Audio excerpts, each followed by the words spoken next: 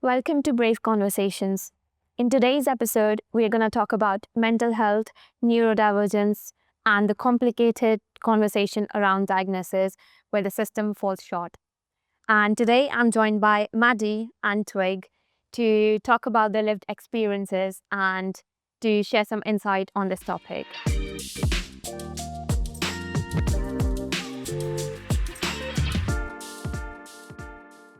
I am Maddie. I am diagnosed with ADHD with dyslexic tendencies by an educational psychologist. And I'm Twig. I am self-diagnosed with ADHD, although arguably doctors have all told me without actually putting a diagnosis. Could you tell me a little bit about something about the topic that's not said out loud enough?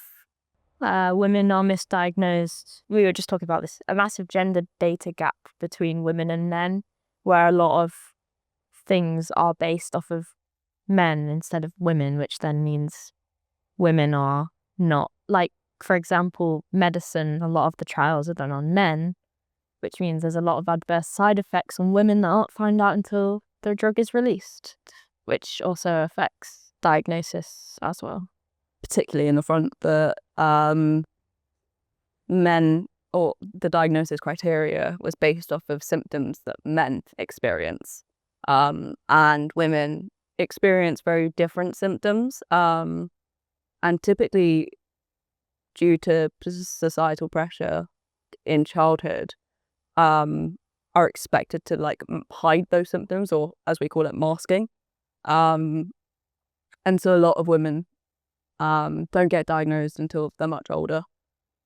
It's really difficult believing that we're in 2026 and there's still issues like women and there's misdiagnosis still happening and all of that things.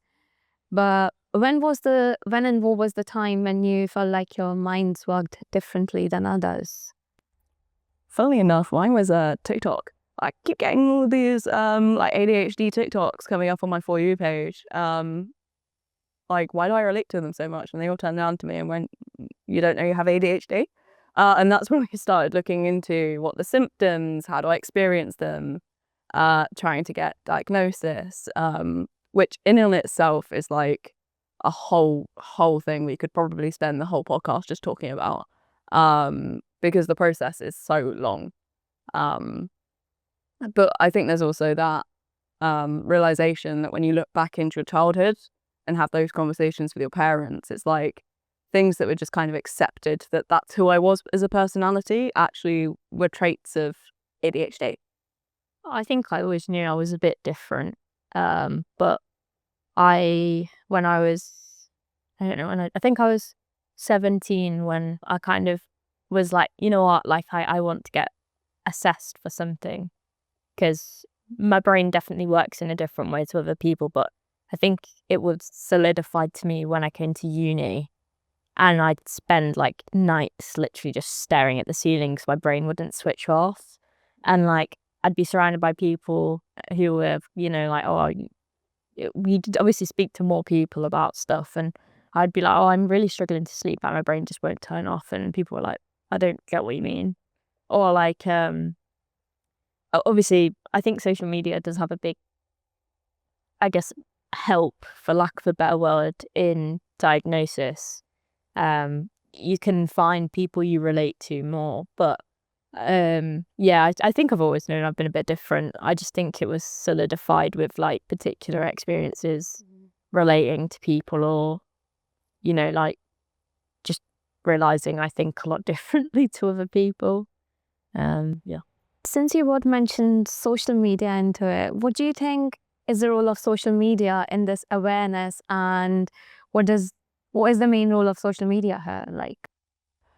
I think there's pros and cons, as there always is to social media. There are pros in the sense that more and more people are understanding those gender differences, and more women are reaching out and being like, hey, I realized that actually maybe it's not just because I'm not normal. There's actually a reason behind something. But I think that also works on the flip side of now there's overdiagnosis. Yeah, I agree with you on that. I think it is helpful to a certain degree, But then at some point it gets way too much. Like, I think, have you, like, you know, on TikTok where you see videos of people going, oh, you know, all autistic people look the same. Yeah. And that kind of thing. And it's like, I can understand why people might relate to being a bit different, and it's fine to be different, but I think a lot of people are looking for a label as to why they're different. What would you say to someone who could relate to literally everything they see on social media? Like, it happens with me many times. Like, I relate to certain symptoms and I go like, oh, I could relate to this, and this happens to me, but I take it like, oh, maybe this is who I am. What would you like to say to? I think you need to look outside of social media. I think that if you get an idea that maybe, you know, maybe I've got ADHD, you know, I relate to a few of these things I've seen, I would not then just base it off of that. Like, you need to go, you need to go away, do your own research, speak to your family. Like, I obviously spoke to my family about it when I was like, you know, I think I'd like neurodivergent, and my mum was like, yes. Yeah. But like, I think the problem is a lot of people are taking stuff on social media at face value, and a lot of it is people's personal experiences, and I think the lines are getting blurred between symptoms and personal expression. Yeah. I would agree. I think a lot of it is just Google it. Like, Google is your greatest friend once you find something on social media. It's just reset the background of it. There's actually loads of pretty free like quizzes, and I say that in a weird way. It's basically, the quiz is the checklist and your criteria for ADHD or for autism, and it will tell you if you're likely to have those symptoms and therefore likely to have that disorder, but it always has that caveat of go get checked by a doctor. I think the problem as well is if you're looking to get that diagnosis and you're looking, like, you will answer the questions in a way where you are biased towards getting that diagnosis. So, like, as much as quizzes can be good, I also think they can be not good if you are, like, I think, in my opinion, self-diagnosis, it can be quite a tricky one to navigate, because I think everybody's diagnosis a lot of the time, unless you were diagnosed as a child, a lot of it will start as self-diagnosis. But I think it becomes quite questionable quite quickly if you're not. You need to reach that correct medical diagnosis is the dream for all of us, I will say. The wait list makes that incredibly difficult, but the first conversation with your GP, that's the easiest part of it. You can always have that conversation and be like, look, this is what I think, this is how I experience life, this is the symptoms that I think I have, and then they will know whether to give you things to start that diagnosis process. The initial, you have to fill out a form to the NHS anyway. You have to fill out a form, and then they will refer you from that form if they think. Funny thing about that form, I was meant to hand mine in 2 months ago, but you know, I did. So I've got. Yeah, I did mine when I was 16, 17. I got put on the wait list. I was on the wait list for a year, and then I came to uni. And because I changed GPs, they took me off the wait list. Yeah. And so I just didn't put myself back on, and I ended up getting diagnosed for uni instead. Like, I've used mine for loads of stuff now, like, because I've got an official report that says you've got this. I've used mine, like, when I went to America to get fast passes. Yeah.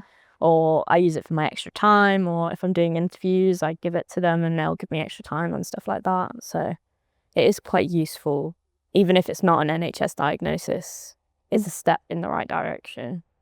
People say that don't diagnose from social media, and at the same time there's this as well, that medical diagnosis is as equally important as self-diagnosis beforehand. I think it's the first step. It's definitely not the last step, though. I think a lot of people are getting mixed up with that, thinking it is, you know what, I've got this, I can't be bothered to go get diagnosed, this is it for me, I've got this.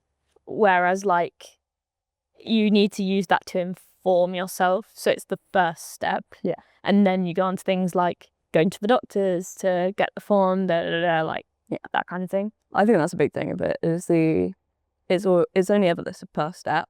And then, as you were saying, it's like you need to use that. And I also think there's quite an interesting dynamic between those that seriously think they've got a disorder and actually going further with that step, and those that just go, social media told me so. Yeah, I think as well, like, for me, it can be quite insulting when someone turns around and is like, I've got autism or whatever, and then I'll be like, oh, you like diagnosed? Oh no, like I'm self-diagnosed. Okay, cool. Like, what things do you struggle with? And they'll be like, oh, I'm a bit quirky, and like, yeah. And it's like, like I actually struggle with this. Like, it's not a fun thing to be diagnosed with. It's not like a personality trait. No. Like, I don't enjoy having it. I don't enjoy having it. I really struggle with sleeping. Like, that's the biggest thing for me, is I really struggle to go to sleep because of it. Yeah. Or like, I really struggle having friends as well. Like, it's really hard to maintain friendships because you're either all or nothing, and not a lot of people can do that. Yeah. For example, you're too passionate about stuff, or like, it's really hard to be able to find the balance in real life. And I don't think a lot of people realize how hard it is to actually live with ADHD, autism, whatever. Yeah. It is really hard. So it is kind of like, it does, when you turn around and say to someone, oh yeah, like I have ADHD, they automatically think in their head, oh, they're just trying to be like quirky. But like, it's not that. It's really hard. Really hard. Something that I really struggle with is maintaining hygiene and cleaning routines. So like, whenever I'm in a particularly stressful time in my life and the ADHD is flaring, as I so put it, the first things that go is like laundry. Like, it stacks up. It will go if I put it in the laundry, in the washing machine, it'll be in there for 3 days because something else would have distracted me and I would be off on a tangent doing that. It is really difficult to just maintain your focus in the line. Because it changes so often too. Well, I don't know about you, but I really struggle with like object pertinence. Yeah. And like forgetting things are there. So like, I'll buy groceries, and if it's in the back of the fridge, I'll forget about it. So like, it's really irritating. And that happens with people for me as well. Yeah, so like, maintaining relationships. It's back to that mental. Yeah, it's if someone isn't on my mind almost 24/7, I'll forget that they exist. Yeah. So a lot hyperfixate on people. No in between. So a lot of my friends will like have to be the person that messages me first, and like messaging me like 6 times so that they're at the top. And that's the only way I'm like, oh yeah, this person exists. So like, my best mate and I, we will go 6-7 months without talking because we both forget that the person exists. Yeah. Because coming up from these conversations, I'm just feeling that sometimes we accept the way we are. And like, coming from my experience, I tried to, and I have heard it from my friends as well, that we just accept that maybe it's who I am. It's not something wrong with me, but even we keep struggling and we just don't tell it that it's not normal. One of the big things that I find on social media when people are like, oh, I've got this, and they've not been diagnosed, is they don't do things to actively help themselves because they see it as a trend, they see it as a quirk, they don't want to change it. Whereas I think, like, for me, I'm actively looking for stuff to help me. Yeah. Like, I put Post-it notes all over my bedroom so like I don't forget things, or like I will, if I need to speak to my dad, for example, I'll make sure that like I'm like, right, this day, this time, It's like in the calendar. I'm gonna ring him. Or like, Google Calendar is my actual lifeline. Like, if I don't put stuff in my calendar, I will forget about it. So like everything goes in there, including like if I need to do my laundry, I'll put it in my calendar to remember that's the day I need to do it. Whereas like I think other people who find it as a trend don't actively find things to help them. I don't know if you've noticed that. So very similar is something that I've done with my dad now that I live at home again, is he noticed that I was struggling, and he actually kind of forced me to have the conversation about it of like, how can he help? And something that we've started doing is 15 minutes a day, he will just sit in my room as I tidy. And it's that body doubling of like, someone is sat there doing it with me. Yeah. And that's how I do my assignments. It's like I will find someone who I know has got an assignment due, and we will sit together and write an assignment. The people around you will notice you are struggling as well. Like my partner notices it. Like I can get quite overwhelmed after certain things. Like really stupid thing happened at the weekend. He had parked in the end bay. There was a like a path that I couldn't see on the right hand side, and like for some reason trying to reverse out of that when that path's there and I know it's there, I was like, oh my god, I'm so stressed. Yep. I started crying. I was like really overwhelmed, like trying to reverse out of this parking spot, and he was like, what's up? Why are you so overwhelmed about it? So I don't know what's wrong with me. And like we talked about it after, he was like, I have no idea like what set you off, like what could I have done? And nothing. I don't know what set me off. Because I'm with you, it can be really difficult and you can just get overwhelmed. So like one of the things that happened with me recently is like typically what happens when I get overwhelmed is I go and hide. I literally hide away. Like there will be days I'll come home from work and I will just like not even say hi to anyone. I will just go straight to my room and like I just crash out. And there are very few things that like help me to like escape out of that situation. It doesn't mean I've dealt with it. I'm just essentially bottling it for the day. You just need to put pause on stuff sometimes. Like I can't feel right now on that one. Yeah. So I'm just not going to. Yeah. And actually talking about feelings, it's really interesting having too many feelings. But also it's been really interesting knowing more neurodiverse people now, how we interpret our feelings.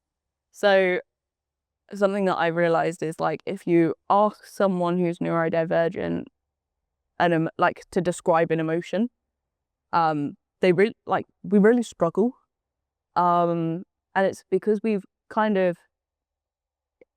trying to put words like emotion to the feel, or like a name to the feeling, is like there's like a disconnect. So like I can kind of describe how I feel when I'm sad, but I wouldn't know, I don't know how to describe sadness, if that makes sense. I feel like it's a really difficult, like. I was just gonna say, like, I think it comes with time. Like I think now I kind of have identified that in myself. I've obviously been diagnosed for like 5 years now. Yeah. So like I've had a lot of time to kind of reflect on stuff, and like I think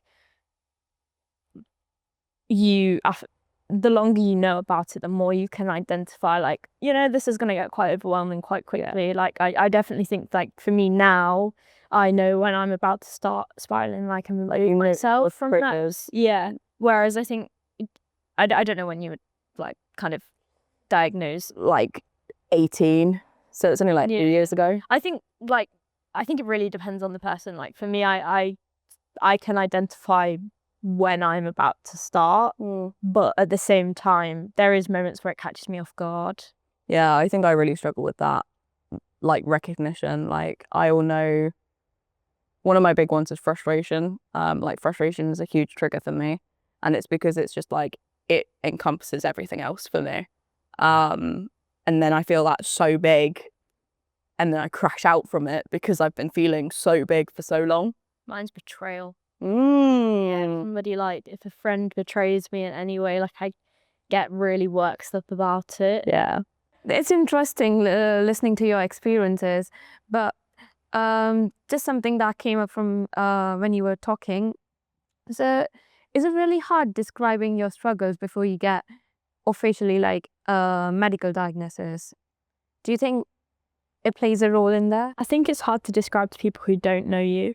Mm. But if somebody knows you on quite a personal level, like they see how it, like, example, my partner, we've been together 2 years, and he can look at me and be like, this is too much, or like he can sort of, he checks in with me a lot to figure out how I'm feeling so he can help me. Me and my partner, we communicate like quite a lot about how like we're both feeling. It's not just about me, obviously. Like I think it does have quite a toll on your loved ones, and like you need to be able to communicate with your loved ones about it as well.